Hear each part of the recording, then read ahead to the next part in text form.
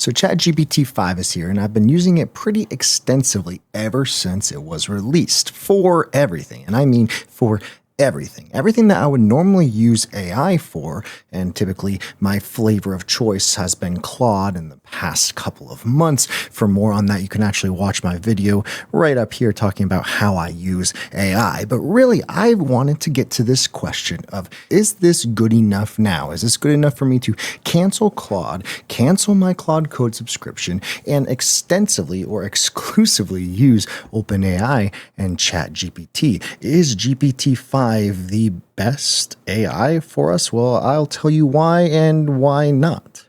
If you're new to the channel, I'm a developer who likes to just build things, and usually AI is the quickest way to get from point A to point B.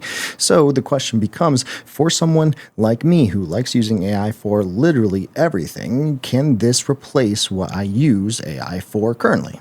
So I'm splitting up this review, for lack of a better word, into 3 different categories. 1, general search and inquiries, usually everything that you would probably use something like Google for in the past. Things like, oh, what is the answer to this question? Or how do I do this? 2, the creative output. So a lot of times I am conversing with AI to say, is this the best way to do something? And that could be for coding, but that could also just be like, hey, I'm wanting to cut down on specific calorie intake. How can I eat healthy or eat in this particular way? More Google-esque information, but still a conversation. 3, actual coding output. Now for my Claude test, I'm using Claude Opus 4.1, but I also tested this with Sonnet, and usually Opus was better for most everything that I use other than just fast answers that I normally could find probably just Googling it anyways. But the first one is kind of a little bit of reasoning in the sense of how many variations of melodic structure for any given song is there? Is it infinite, or why does music consistently seem to repeat itself in terms of chord progression? The reason why I have a question like this is 1, because it's not necessarily a clean-cut answer. It does involve a lot of math. And then 2, it has an element of why does this happen? In this case, usually researching specific things and then finding or giving a specific answer as to how something might work. And you might think this is a pretty dumb question, but it involves a lot of the things I usually would ask AI about. Wanting to know an answer to something that isn't as clean-cut as just give me A or B. So I am using the free version of ChatGPT in this case. Any free user gets access to ChatGPT 5. I am not using the advanced reasoning feature, so it's not exactly as clean of a comparison as it is to Claude Opus 4.1, which is a thinking model, because ChatGPT 5 works so fast. Literally, it is so fast. That's one of the reasons why I think I am starting to like it a lot faster for maybe these first couple of categories of the advanced reasoning, the thinking structure, the conversational aspect, as well as the creative aspect of maybe a little bit more back and forth. And the crazy thing is, at least for a question like this, GPT-5, I think, pretty clearly comes out of the winner. Not necessarily just because it's fast, and I think for the most part, both of these answers are relatively similar in that sense. But GPT-5 structures it in a way that it's very easy to consume, and for this first category of those Google-esque search kind of questions or finding a specific answer, maybe a specific knowledge piece of information that I didn't know before, I think GPT-5 wins. GPT-5 feels like that one friend who is just super quiet, but then once you ask them about really anything, all of a sudden they just start spouting this vast knowledge of information, and it's still conversational, but still a little like, I told you so, you should know this. Like, hey, look at this. If you want, I can show you a mathematical estimate of how many unique melodies are possible in a typical pop song, and why that number still funnels down to the same few patterns we hear everywhere. That's where things get fun, because it's both huge and surprisingly small at the same time.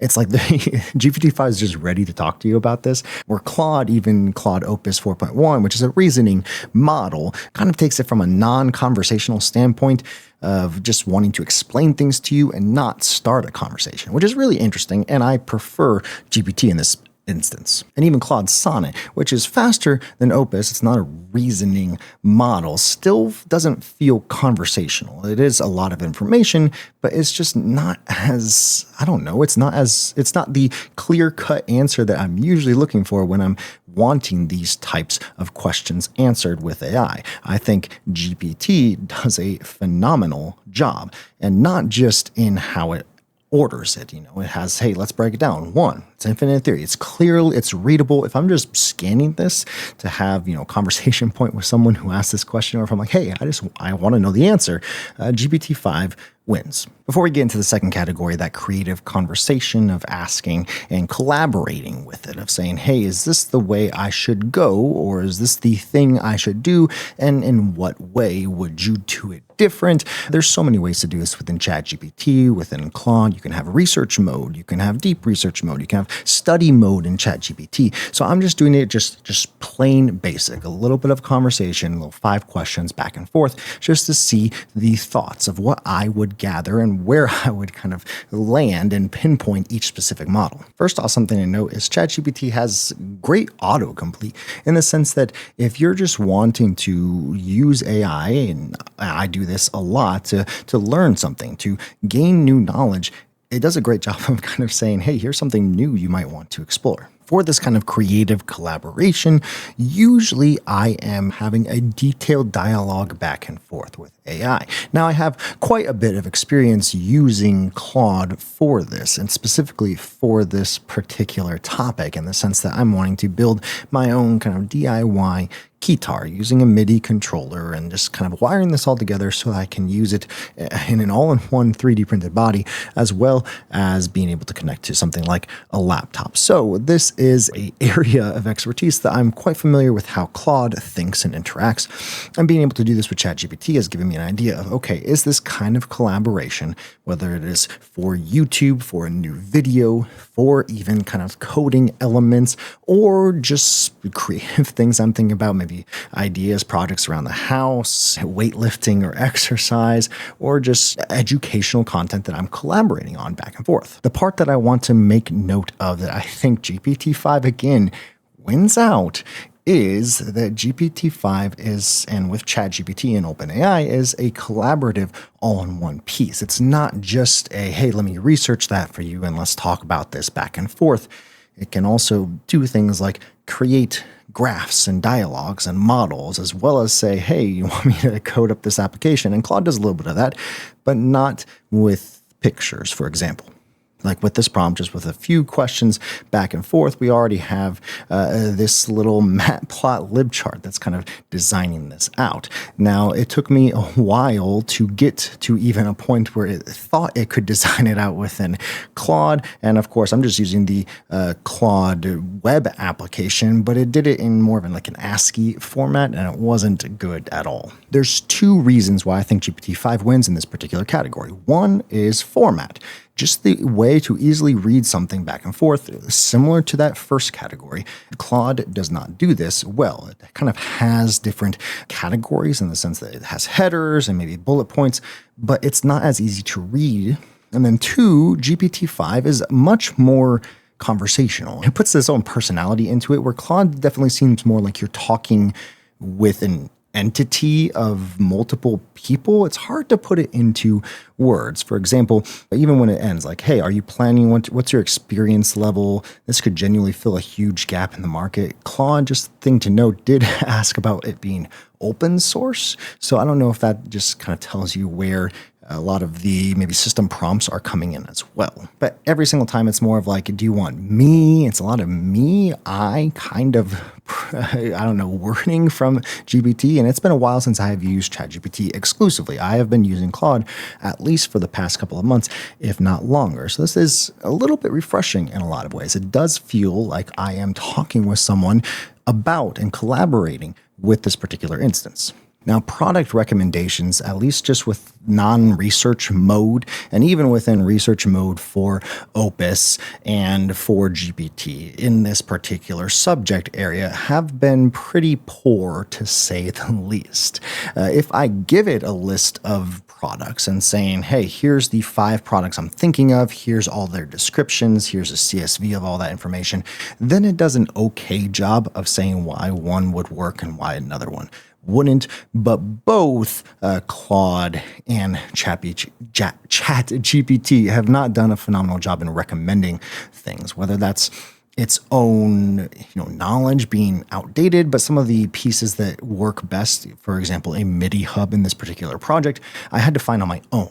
And they're not new by any means. It's just, some of the times it says, hey, this particular thing is super small, and it's not as small as we need it to be. So I don't know if that's a limitation. Again, it did the same thing for Claude as well, not just in this conversation, but in multiple conversations that I've had. So while ChatGPT is the winner for that, it's good to note that both GPT-5 and Claude Opus, at least non-research mode, and even sometimes within research mode, if you're looking for specific product implementations, I would stick to research and make sure that it's pulling from something like a Reddit or blogs to do that. And then always double check for products, because usually it still hallucinates for things of like, hey, 2 inches by 8 inches is small. And I don't know, maybe it is. Now, for the last category, coding and development work, usually AI work falls into 2 subsections or subcategories of this for me specifically.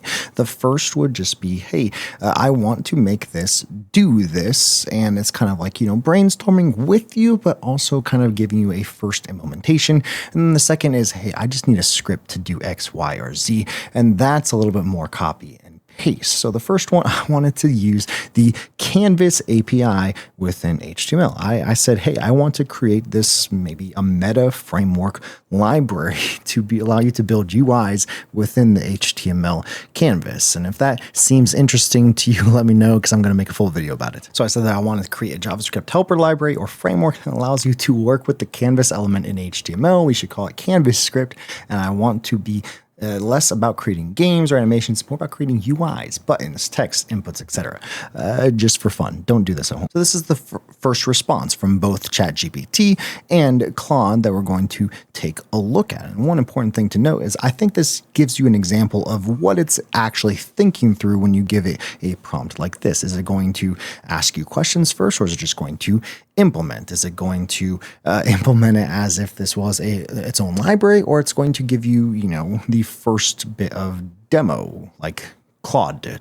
Again, ChatGPT is much faster, and so that's just something to think through. It's a pretty poor comparison with something like Opus, which is much more expensive and a thinking model. There's the personality coming through again. One thing I love about GPT is it's aware of the abilities, the things that it has within ChatGPT-5, and knows it has a canvas file, a canvas panel.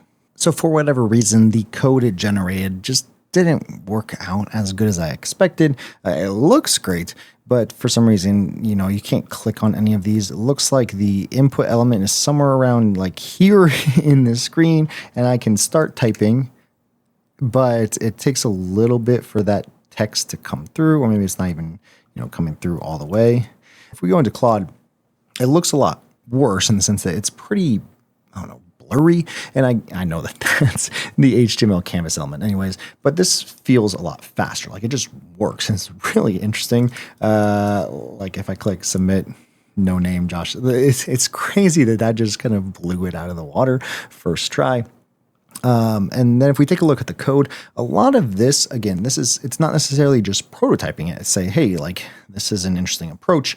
Let's just build it out. So again, it's interesting that ChatGPT kind of takes the approach of, hey, let me brainstorm this with you. Like, that's a great idea. Here's what I think it should do. What else do you want it to do? Where Claude is like, hey, that's it. Here you go. Here's the next steps if you want to take it, but doesn't even like prompt you to continue the conversation, to continue building. Now, before I give my verdict with the, hey, give me a quick script for Claude or ChatGPT, I will say that I have been using ChatGPT within Cursor and comparing it to Claude Code, and there's going to be a video coming out about the Cursor CLI as well, but that kind of plays into this second element of, does ChatGPT replace Claude for coding when it comes to kind of that back and forth of let's build something together, as well as the, hey, just give me a quick script. I asked for a PHP script that I can use as a Laravel command that allows me to grab all the files in a particular directory. It uses FFmpeg, takes the audio, and then exports just the audio as its own file in a new directory based on the file name. So this is a couple of key aspects that I'm kind of looking for of okay, does it use just what's available on my computer? Does it think through, hey, you do need FFmpeg installed? Does it think through, okay, where's that actual videos directory? Or just how is it interacting with your local file system, even if you're doing this in a Laravel project, or you're doing this locally on the server, what's happening? And oddly enough, this is where I think ChatGPT kind of excels, is the thinking through it with you piece rather than just the, hey, here's everything that you might need. For example, it says, hey, first make sure that you have FFmpeg installed and it's on path, whereas Claude kind of just expects you to. For example, if we were to take a look at this particular code right here, it's not like it's importing any kind of FFmpeg. For example, it's just kind of making sure the FFmpeg is installed, and if it's not, it's just not in path. And I will note that Claude does put those requirements at the end saying, hey, you do have to have FFmpeg installed on your system. So ChatGPT is more of the, hey, let's brainstorm and rubber ducky this, where Claude is the, here's what you need. Here you go for it. And this, plays into and also falls right in line with those first couple of categories as well. It is also interesting, Claude, even Opus 4.1 says, hey, if you're using less than Laravel 5.5, make sure to add this to the kernel, which is very interesting because that hasn't been the case for years. Code-wise, between ChatGPT and Claude, both of them work. They work fine. It's just a different process of how it's reasoning to get there, especially when it's communicating with you. Again, ChatGPT kind of has this, hey, is this the way you want it? Should we change things? Where Claude just says, actually, if this looks good, it's good. There shouldn't be any back and forth.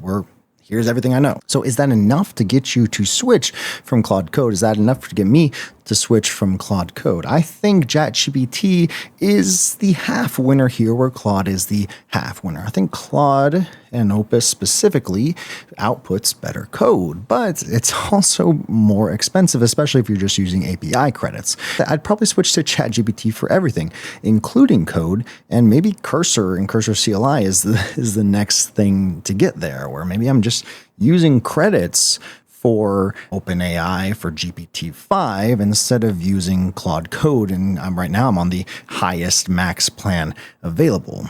Now, am I going to get the same kind of output and the same, level of back and forth with the money provided within credits versus Claude Code? I really don't know, but maybe I can tell you in a month when I'm putting that together and putting that to the test. Until then, why don't you check out this video up here where I talk about how I'm currently using AI, because that all might change. But until next time, keep creating.